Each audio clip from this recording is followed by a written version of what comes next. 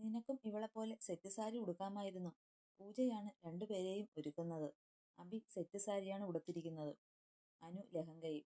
Set sari ഉടുത്തു നിൽക്കുന്ന അബിയെ കാണാൻ നല്ല ചേലുണ്ടായിരുന്നു. അപ്പോളായിരുന്നു അനുവിനോട് പൂജ ഗർവിച്ചു പറഞ്ഞത്. ഓ, എന്നെ കെട്ടാൻ പോകുന്നവൻ പറഞ്ഞു ലെഹങ്ക മതിയെന്ന്. ഇതാ കാണുന്നില്ലേ ചുവന്ന ലെഹങ്ക. തന്റെ പാവാടയിൽ പിടിച്ചുകൊണ്ട് കറങ്ങി പൂജയെ നോക്കി പറഞ്ഞു അനു. അല്ലെങ്കിലും ഏട്ടന് പണ്ടേ ചുവപ്പിനോട് വലിയ കയറ്റമാ. എവിടെ പോയി വരുമ്പോഴും എനിക്കുമുണ്ടാകും ഒരു ചുവന്ന ചുരിദാറോ ചുവന്ന ടോപ്പോ. നിന്റെ കഷ്ടകാലമാണടി, കല്യാണം കഴിഞ്ഞാൽ നിനക്ക് ചുവപ്പിൽ ആറാടാം. കളിയായി അനുവിനോട് പൂജ പറഞ്ഞതും അനു പൂജയെ കൂർപ്പിച്ചു നോക്കി. ദാ ഇതും കൂടി, നിന്നെ അണിയിക്കാൻ രാജമാമ പറഞ്ഞിരുന്നു. ഇട്ടിരിക്കുന്ന നെക്ലേസിനോടൊപ്പം ഒരു പാലക്കാമാലയും നീട്ടിക്കൊണ്ട് പൂജ പറഞ്ഞതും വേണോ എന്ന മട്ടിൽ അബി അവളെ നോക്കി. സെറ്റ് സാരിയല്ലേ, അപ്പോൾ 2 മാലയൊക്കെ ആകാം. ഞാൻ ലെഹങ്ക ആയതുകൊണ്ട് എനിക്ക് ഈ ഡയമണ്ടിന്റെ നെക്ലേസ് മാത്രം മതി. വെള്ളക്കല്ല് പതിപ്പിച്ച ഒരു നൂല് പോലുള്ള ഒരു ചെയിൻ കാണിച്ചുകൊണ്ട് അനു പറഞ്ഞതും അബി മുഖം ചുളിച്ചു. ദാ ഈ പൂവും കൂടി, കുറച്ച് മുല്ലപ്പൂവും കൂടി അനു അബിക്ക് നേരെ നീട്ടി. ഇതെന്താടി, എന്റെ കല്യാണമാണോ? എനിക്കെല്ലാം ആകാം, നിനക്കൊന്നും പറ്റില്ലേ? അനുവിനെ നോക്കി പറഞ്ഞതും അനു വേഗം വന്ന് കയ്യിലുള്ള മുല്ലപ്പൂ അവളുടെ മുടിയിലേക്ക് ചൂടിക്കൊടുത്തു. അജിയേട്ടൻ പറഞ്ഞിട്ടുണ്ട് എങ്ങനെ ഒരുങ്ങണം എങ്ങനെ വരണമെന്ന്. അതുകൊണ്ട് എനിക്ക് ഈ ലുക്ക് മതി. നെറ്റിയിലുള്ള വെള്ളക്കൽ പൊട്ട് ഒന്നുകൂടി അമർത്തി വെച്ചുകൊണ്ട് അനു അബിയെ നോക്കി പറഞ്ഞതും അബി അവളെ നോക്കി മുഖം കൂട്ടി. ദേ പിള്ളേരെ, ആയില്ലേ? 3 പേരുടെ സംസാരം കേട്ട് മീനാക്ഷി ധൃതിയോടെ അവരുടെ അടുത്തേക്ക് വന്നു. ദേ നോക്കി അമ്മേ. അനുവിനെയും അബിയെയും ചൂണ്ടിക്കാട്ടി മീനാക്ഷിയോട് പൂജ പറഞ്ഞതും മീനാക്ഷി രണ്ടുപേരെയും മാറി മാറി നോക്കി. ഒരാൾ മോഡേൺ ലുക്കില്ലെങ്കിൽ മറ്റൊരാൾ നാടൻ വേഷത്തിൽ. രണ്ടുപേരെ കണ്ടതും മീനാക്ഷിയുടെ കണ്ണുകൾ തിളങ്ങി. സുന്ദരികളായിട്ടുണ്ട്. രണ്ടുപേരുടെയും കവിളിൽ മെല്ലെ തഴുകിക്കൊണ്ട് മീനാക്ഷി പറഞ്ഞു. ഞാൻ പറഞ്ഞില്ലേ എല്ലാവർക്കും ഞാൻ ഒരുക്കിയത് ഇഷ്ടമാകുമെന്ന്. വീമ്പോടെ പൂജ പറഞ്ഞതും മൂവരും അടക്കി ചിരിച്ചിരുന്നു. ആ മതി മതി, മുഹൂർത്തത്തിന് സമയമായി. മീനാക്ഷി ധൃതി വെച്ചതും കണ്ണാടിയിലേക്ക് ഒരിക്കൽ കൂടി നോക്കിക്കൊണ്ട് അബിയും അനുവും മീനാക്ഷിയോടൊപ്പം പുറത്തേക്ക് ഇറങ്ങി. എല്ലാവരും പുറത്തേക്ക് പോയതും പൂജ വേഗം വന്ന് ജനൽ തുറന്ന് ചന്തുവിന്റെ വീടിന്റെ നേർക്ക് നോട്ടം പായിച്ചു. പുറത്ത് ചന്തുവിന്റെ ജീപ്പ് കണ്ടതും അത്രയും നേരം മൂകമായിരുന്ന മനസ്സ് സന്തോഷിക്കുന്നത് അവൾ അറിഞ്ഞു. മീനാക്ഷിയുടെ പിറകിലായി വരുന്ന അബിയെയും അനുവിനെയും കണ്ട് ഹാളിലുള്ളവരുടെ എല്ലാം ചുണ്ടിൽ പുഞ്ചിരി വിരിഞ്ഞു. അവർക്ക് പിറകിൽ പൂജയുമുണ്ട്. അർജുന്റെ കണ്ണുകൾ തന്റെ പെണ്ണിലായിരുന്നു. താൻ പറഞ്ഞതുപോലെ ഒരുങ്ങി വന്നവൾ. ആ വേഷത്തിൽ അനു സുന്ദരിയായിരിക്കുന്നു എന്ന് അർജുന് തോന്നി. ഒരു മോഡേൺ ലുക്ക് വന്നതുപോലെ. അവന്റെ കണ്ണുകൾ തന്നിലേക്കാണെന്ന് മനസ്സിലായതും അനുവിന് നാണമായി. രണ്ടുപേരുടെയും കണ്ണുകൾ കൂട്ടുമുട്ടിയതും അവൾ നോട്ടം പിൻവലിച്ചു. അവളുടെ നാണം കാണുമ്പോൾ അജുവിന് ചിരിയും വരുന്നുണ്ട്. എന്തെന്നാൽ അങ്ങനെയൊരു സാധനം പെണ്ണിനില്ലാത്തതാണ്. അതേസമയം ഹർഷന്റെ കണ്ണുകൾ സ്റ്റെപ്പുകൾ ഇറങ്ങി വരുന്ന അബിയിൽ തന്നെയായിരുന്നു. നാടൻ ലുക്കിൽ പെണ്ണൊരു വധുവിനെ പോലെ ഒരുങ്ങിയിട്ടുണ്ട്. ആരായാലും ഒന്ന് നോക്കിപ്പോവും അബിയെ. സുന്ദരിയായി വരുന്ന തന്റെ പെണ്ണിനെ പോയി ഒന്ന് ചുംബിക്കാൻ ഹർഷന് മോഹം തോന്നി. അബി പച്ച മിറർ വർക്കോട് കൂടിയ ബ്ലൗസിൽ സെറ്റ് സാരിയാണെങ്കിൽ ഹർഷനും മുണ്ടും ഗ്രീൻ കളർ ഹാഫ് ജുബയുമാണ് ധരിച്ചിരിക്കുന്നത്. സ്റ്റെപ്പുകൾ ഇറങ്ങി ഹാളിലേക്ക് വന്നതും തന്റെ പ്രിയതമനെ തന്നെയായിരുന്നു അബിയും അന്വേഷിച്ചത്. തൂണിന്റെ മറവിലായി അജുവേട്ടന്റെയും ചന്തുവേട്ടന്റെയും ഒപ്പം നിൽക്കുന്നവനെ അവൾ കണ്ടു. താടിക്ക് വിരലൂന്നിക്കൊണ്ട് ചെറു പുഞ്ചിരിയോടെ തന്നിലേക്ക് നോട്ടം പായിച്ചിരിക്കുന്ന തന്റെ പ്രാണനെ കണ്ടതും അവൾ അവനെ നോക്കി ഒന്ന് പുഞ്ചിരിച്ചു. അവളുടെ കണ്ണുകൾ പ്രണയാർദ്രമായി അവനെ നോക്കി. അവന്റെ കണ്ണുകളും അവളോട് എന്തൊക്കെയോ മൊഴിയുകയായിരുന്നു. നോട്ടം കൊണ്ട് പ്രണയിക്കുന്നവർ. അല്പസമയം അവരുടെ കണ്ണുകൾ ദിശ തെറ്റാതെ പരസ്പരം ഒഴുകി നടന്നു. മുഹൂർത്തത്തിന് സമയമായി. പൂജാരി പറഞ്ഞതും ജാനകിയും രാജേന്ദ്രനും അബിയുടെ അടുത്തേക്ക് ചെന്നു. വാ മോളെ. അവളുടെ മുടിയിൽ പതിയെ തഴുകിക്കൊണ്ട് രാജേന്ദ്രൻ വിളിച്ചതും അവൾ അമ്മയെ ഒന്ന് നോക്കിക്കൊണ്ട് അവരുടെ ഒപ്പം അവിടെ ഒരുക്കി വെച്ചിരിക്കുന്ന മണ്ഡപത്തിലേക്ക് കയറിയിരുന്നു. അപ്പോഴും അവളുടെ അച്ഛനും അമ്മയും അവളുടെ ഒപ്പം തന്നെ ഉണ്ടായിരുന്നു. നന്ദിനി, ഹർഷനെ കൂട്ടിക്കൊണ്ടു വാ. മാധവൻ പറഞ്ഞതും നിറഞ്ഞ സന്തോഷത്തോടെ ഹർഷന്റെ അടുത്തേക്ക് വന്നു നന്ദിനി. ഹർഷനെ കവളിൽ ഒന്ന് തഴുകിക്കൊണ്ട് അതേ കവളിൽ ഒരു ചുംബനവും നൽകിക്കൊണ്ട് നന്ദിനി ഹർഷനെയും കൊണ്ട് മണ്ഡപത്തിലേക്ക് വന്നു. എല്ലാവരും നിറഞ്ഞ പുഞ്ചിരിയാലെ സന്തോഷത്തോടെ ആ കാഴ്ച കാണുകയായിരുന്നു. മണ്ഡപത്തിലിരിക്കുന്ന ഹർഷനും അബിയും. തന്റെ പെണ്ണിന്റെ അരികിൽ ഇരിക്കുമ്പോൾ അവന് എന്തിനൊക്കെയോ സന്തോഷം തോന്നുന്നു. മുഴുവനായിട്ടില്ലെങ്കിലും അവളിലുള്ള അവകാശം തനിക്ക് ഇന്നു മുതൽ ഉണ്ടാകും. ഒരു മോതിരം മാത്രമേ അവളുടെ കയ്യിൽ അണിയിക്കുന്നുള്ളൂ. എങ്കിലും ഇന്നു മുതൽ അവൾ എന്റെ ഭാര്യയായിരിക്കുമെന്ന് അവൻ നിശ്ചയിച്ചിരുന്നു മനസ്സിൽ. ശരീരം കൊണ്ടല്ലാതെ പ്രണയം കൊണ്ടും സാമീപ്യം കൊണ്ടും അബിയെ തന്റെ ഭാര്യയായി അവൻ മനസ്സിൽ സ്വീകരിച്ചിരുന്നു. ഇതേ സമയം അബിയുടെ കണ്ണുകളും ഹർഷനിലേക്ക് ഒഴുകി നടന്നു. ആ മനസ്സ് എത്രമാത്രം സന്തോഷിക്കുന്നുണ്ടെന്ന് അവൾക്ക് കാണാൻ കഴിയും. താൻ കണ്ടതിൽ വച്ച് പുതിയൊരു ഹർഷനാണ് ഇപ്പോൾ തന്റെ മുന്നിലിരിക്കുന്നത് എന്ന് അവൾക്ക് തോന്നി. എന്നും സന്തോഷവും ഗൗരവവും മാത്രം മുഖത്തണിഞ്ഞു നടന്നിരുന്ന ഹർഷനിൽ നിന്ന് വ്യത്യസ്തമായ ഒരു മനുഷ്യനാണ് തൻ്റെ മുന്നിലുള്ളത് എന്ന് അവൾ ഓർത്തു. മുഹൂർത്തത്തിന് സമയമായി, താലിയെടുത്ത് കൊടുത്തോളൂ, പൂജാരി വിളിച്ചു പറഞ്ഞതും അഭിയും ഹർഷനും ഞെട്ടലോടെ പൂജാരിയെ നോക്കി. അതേ ഞെട്ടൽ അവിടെ നിൽക്കുന്ന പലരിലും ഉണ്ടായി. എന്നാൽ അതേ സമയമായിരുന്നു രാജേന്ദ്രൻ അവിടെ പൂജിച്ചു വച്ച താലിയെടുത്ത് ഹർഷന് നേരെ നീട്ടിയത്. തൻ്റെ നേർക്ക് നീട്ടിയ താലിയെയും രാജേന്ദ്രനെയും അവൻ മാറി മാറി നോക്കി. രാജമാമയുടെ മുഖത്ത് നിറഞ്ഞ സന്തോഷമാണെന്ന് അവൻ മനസ്സിലായതും അവനിലും ചെറുപുഞ്ചിരി വിരിഞ്ഞിരുന്നു. അപ്പോഴും ഈ സർപ്രൈസ് അവൻ പ്രതീക്ഷിച്ചതേ അല്ല.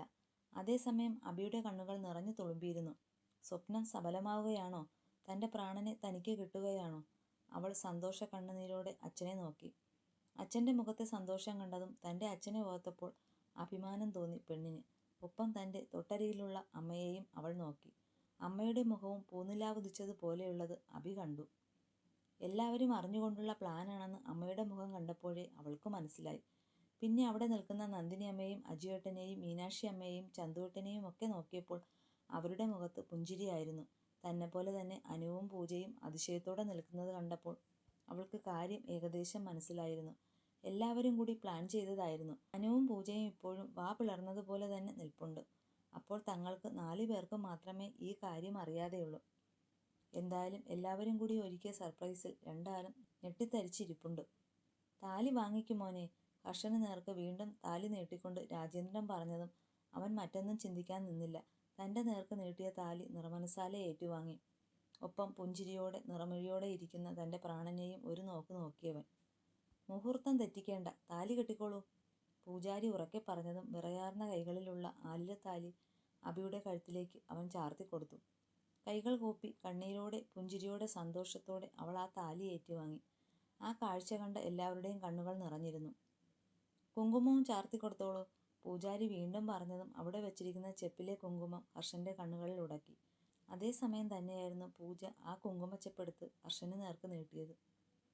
ഇതൊരു പെങ്ങളുടെ ഡ്യൂട്ടിയാ, പുഞ്ചിരിയോടെ അവൾ പറഞ്ഞതും ഹർഷൻ അവളെ നിറഞ്ഞ മനസ്സാലെ നോക്കിക്കൊണ്ട് അവൾ തുറന്നു വെച്ച ചെപ്പിൽ നിന്ന് ഒരു നുള്ളു സിന്ദൂരം എടുത്തു. തന്നെ നോക്കി പുഞ്ചിരിക്കുന്നവളുടെ നെറുകയിലേക്ക് അവൻ ആ സിന്ദൂരം ചാർത്തി കൊടുക്കുന്നതിനോടൊപ്പം അവളുടെ നെറ്റിയിലും തൻ്റെ പ്രണയാർദ്രമായ ചുംബനം നൽകിയിരുന്നു ഹർഷൻ. അതേസമയം അവൻ്റെ മനസ്സിലേക്ക് കടന്നു വന്നത് 1 വർഷം മുമ്പുള്ള ഓർമ്മകളാണ്. കാറിൽ വെച്ച് അബിയുടെ നെറുകയിലേക്ക് താൻ സിന്ദൂരം ചാർത്തിയ ദിവസം. എഴുന്നേറ്റ് നിന്ന് അഗ്നിയെ വലം വെച്ചോളൂ, പൂജാരി ചടങ്ങുകൾ പറഞ്ഞതും ഹർഷൻ ഓർമ്മകളിൽ നിന്ന് വിമുക്തനായി അബിയെ നോക്കി. രണ്ടുപേരും പരസ്പരം നോക്കിക്കൊണ്ട് പതിയെ മണ്ഡപത്തിൽ നിന്ന് എഴുന്നേറ്റു. അതേസമയം തന്നെ രാജേന്ദ്രൻ മണ്ഡപത്തിലേക്ക് കയറി അബിയുടെ കൈയെടുത്ത് ഹർഷന്റെ വലതു കൈകളിലേക്ക് ചേർത്ത് വെച്ചു. പൊന്നുപോലെ നോക്കിക്കൊണ്ടേടാ, എനിക്ക് നൽകാൻ കഴിയാത്ത സ്നേഹം നീ വേണം എൻ്റെ മോൾക്ക് നൽകാൻ.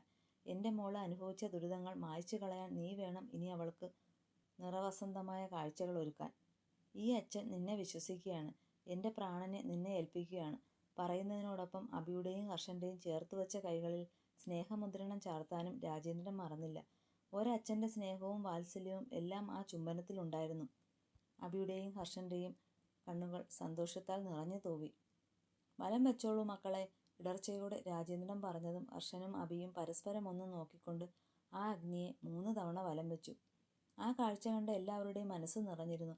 അജുവും ചന്തുവും പരസ്പരം പുണർന്നുകൊണ്ട് അവരുടെ സന്തോഷം അറിയിച്ചു. അനുവിൻ്റെ കണ്ണുകളും സന്തോഷം കൊണ്ട് നിറഞ്ഞു തുളുമ്പിയിട്ടുണ്ട്. അവൾ നന്ദിനി അമ്മയുടെ അടുത്തേക്ക് വന്ന് നന്ദിനി അമ്മയുടെ കൈകളിൽ പിടിച്ചു.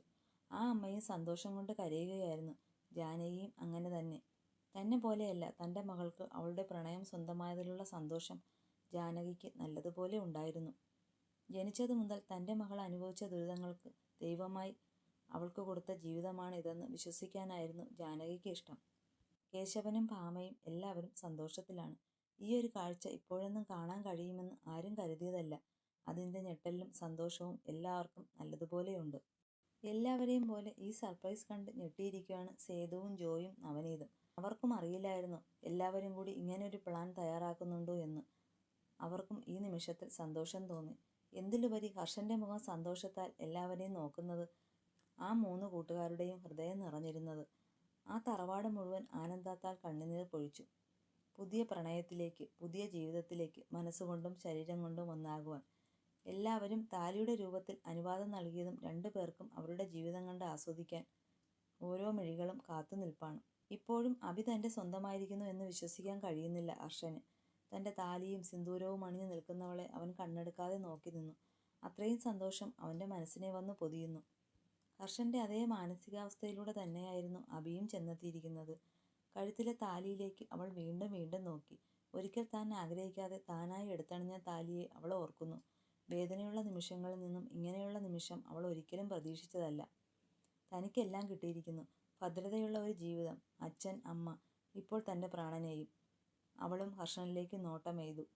സമയം പോകുന്നു, മോതിരമാറ്റം നടത്താം. അല്പസമയം എല്ലാവരും ഹർഷനെയും അഭിയെയും പൊതിഞ്ഞ് അനുഗ്രഹം കൊടുക്കുന്നതിനോടൊപ്പം സമയം നീങ്ങുന്നു എന്ന് കണ്ടതും പൂജാരി വിളിച്ചു പറഞ്ഞു. അതേ സമയമാണ് എല്ലാവർക്കും അർജുൻ്റെയും അനുവിൻ്റെയും എൻഗേജ്മെൻറ്റ് ഓർമ്മ വന്നത്. എന്തിന്, മോതിരമാറ്റം നടത്തേണ്ട ചെക്കനും പെണ്ണിനും പോലും അത് ഓർമ്മയില്ല. എല്ലാവരും ഹർഷൻ്റെയും അഭിയുടെയും സന്തോഷത്തിൽ പങ്കുചേരുകയാണ്. പൂജാരി വിളിച്ചു പറഞ്ഞത് മീനാക്ഷിയും പൂജയും കൂടി അനുവിനെ മണ്ഡപത്തിലേക്ക് ഇരുത്തി. ചന്തുവും മാധവനും കൂടി അജുവിനെയും അനുവിൻ്റെ ഒപ്പം ഇരുത്തി. നന്ദിനിയും മാധവനും നീട്ടിയ മോതിരങ്ങൾ അനുവും അർജുവും വാങ്ങിച്ച് പരസ്പരം ഇട്ടുകൊടുത്തു. എല്ലാവർക്കും ഇന്ന് ഇരട്ടി മധുരമായിരുന്നു. ഹർഷൻ്റെയും അഭിയുടെയും കല്യാണം, അനുവിൻ്റെയും അജുവിൻ്റെയും എൻഗേജ്മെൻറ്റും. ആ തറവാട്ടിലുള്ളവർ മുഴുവൻ ആ ദിവസം ആഘോഷിച്ചു. ഉച്ചയ്ക്ക് നല്ല സദ്യയും ഉണ്ടായിരുന്നു. ഡാ, ഞാനൊന്ന് സ്റ്റേഷനിൽ വരെ പോയിട്ട് വരാം. ചടങ്ങെല്ലാം കഴിഞ്ഞു വൈകുന്നേരം എല്ലാവരും കോലായിലിരിപ്പാണ്. അതിനിടയിലാണ് സ്റ്റേഷനിൽ നിന്ന് ചന്തുവിന് കോൾ വന്നത്. എത്രയും പെട്ടെന്ന് സ്റ്റേഷനിൽ എത്തണമെന്ന് പറഞ്ഞ് ACPയുടെ കോളായിരുന്നു അവന് വന്നത്. നീ ഇന്ന് ലീവാണെന്ന് പറഞ്ഞിട്ട്? അർജുൻ ഇരുന്നിടത്ത് നിന്ന് സംശയത്തോടെ ചന്തുവിൻ്റെ അടുത്തേക്ക് വന്നു. ഒന്നും പറയണ്ടടാ, ആ പെണ്ണിൻ്റെ കേസില്ലേ, പറയാൻ ഒരുപാടുണ്ട്. പിന്നെ നമ്മുടെ SP-യും പെട്ടുപോയി. ഞാൻ എന്തായാലും പോയി വരട്ടെ, വന്നിട്ട് കഥ പറയാം. എല്ലാവരെയും നോക്കി യാത്ര പറഞ്ഞ് അവൻ ജീപ്പും എടുത്ത് നേരെ സ്റ്റേഷനിലേക്ക് വിട്ടു. അവൻ പോയി കഴിഞ്ഞതും ഇപ്പോഴും തൂണിൻ്റെ മറവിലായി നിന്നവൾക്ക് എന്തിനോ സങ്കടമായി. ഇത്രയും ആയിട്ട് തന്നെ ഒന്ന് നോക്കുകയോ തന്നോട് ഒരു വാക്ക് മിണ്ടുകയോ ചെയ്യാതെ ചന്തു പോയപ്പോൾ അവൾക്ക് വല്ലാതെയായി.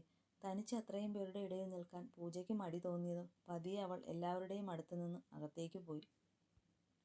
ഡ്രസ്സൊക്കെ മാറി അഭി ഇപ്പോൾ അനാർക്കലി ടൈപ്പ് ചുരിദാറാണ് ധരിച്ചിരിക്കുന്നത്. കാതിൽ കുഞ്ഞു ജിമിക്കി കമ്മലും കഴുത്തിൽ ഹർഷൻ കെട്ടിയ താലിയും നെറുകയിൽ സിന്ദൂരം മാത്രമേ അവൾക്ക് അലങ്കാരമായിട്ടുള്ളൂ. എന്നാലും അവളെ കാണാൻ പ്രത്യേക ഭംഗി തോന്നി ഹർഷന്. അഭിയുടെ തൊട്ടടുത്തായി തന്നെ ഹർഷനും ഇരിപ്പുണ്ട്. എന്നിട്ടിപ്പോൾ നിങ്ങൾ നാളെ തന്നെ ചെന്നൈക്ക് പോകുന്നുണ്ടോ? ചന്തു പോയി കഴിഞ്ഞതും വീണ്ടും ചർച്ചയിലേക്ക് മുഴുകി എല്ലാവരും. അതിനിടയിലാണ് നന്ദിനിയോട് ഒരിക്കൽ കൂടി ചോദിക്കുന്നത് രാജേന്ദ്രൻ. ഓ രാജേട്ടാ, ദാ ഇവൻ്റെ കമ്പനിയിൽ എന്തൊക്കെയോ ഇഷ്യൂസ്. പിന്നെ കുട്ടികളും നാളെ പോകുന്നതല്ലേ, അപ്പോൾ എല്ലാവർക്കും ഒരുമിച്ച് പോകാമെന്ന് കരുതി. കുറച്ച് ദിവസം കൂടി ഇവിടെ നിന്നിട്ട് പോയാൽ? അല്ല, അഭിയുടെയും ഹർഷൻ്റെയും കല്യാണം കഴിഞ്ഞതല്ലേ ഉള്ളൂ. അതാ ഞാൻ. രാജേന്ദ്രന് അഭിയും ഹർഷനും നാളെ പോകുന്നുണ്ടെന്ന് അറിഞ്ഞതിൽ വലിയ സങ്കടമുണ്ട്. അതാ അച്ഛൻ്റെ വാക്കുകളിലും പ്രകടമാകുന്നുണ്ട്. ഒന്ന് രണ്ടാഴ്ച കഴിഞ്ഞാൽ ഞങ്ങൾ തിരികെ വരും. ചിലപ്പോൾ അതിനു മുമ്പ്. ഞാൻ പോകാതിരുന്നാൽ ശരിയാവില്ല. അതാ.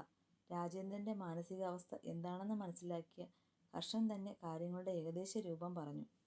അതേ മാമേ, അവർ പോയി വന്നോട്ടെ. കമ്പനി ഇഷ്യൂസിൽ നിന്ന് മാറി നിന്നാൽ ചിലപ്പോൾ വലിയ നഷ്ടം വന്നേക്കാം.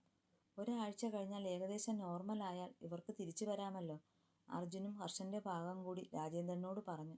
എന്നാൽ അങ്ങനെ ആകട്ടെ എന്ന അർത്ഥത്തിൽ അദ്ദേഹവും തലയാട്ടി. ഇതേ സമയം എല്ലാവരുടെ അടുത്തു നിന്ന് അകത്തേക്ക് പോയവളുടെ പിറകെ അനുവും പോയിട്ടുണ്ടായിരുന്നു. അത്രയും നേരം പുഞ്ചിരി തങ്ങി നിന്ന മുഖം മനോവിഷമത്തിലേക്ക് കടന്നു പോകുന്നത് അനു കാണുന്നുണ്ടായിരുന്നു. എന്താ കാര്യമെന്ന് അറിയാനായിരുന്നു പൂജയുടെ അടുത്തേക്കുള്ള അനുവിൻ്റെ വരവ്. എന്തു പറ്റി? എന്താ എല്ലാവരുടെ അടുത്തു നിന്ന് ഇങ്ങോട്ടേക്ക് പോന്ന? പൂജയുടെ മുറിയിലേക്ക് കയറിയവൾ അവിടെ കിടക്കുന്നവളോട് പറഞ്ഞുകൊണ്ട് അവളുടെ അരികിൽ വന്നു കിടന്നു. ഏയ് ഒന്നുമില്ലടാ. നോക്കട്ടെ, ഏട്ടൻ ഇട്ടുനിന്ന മോതിരം.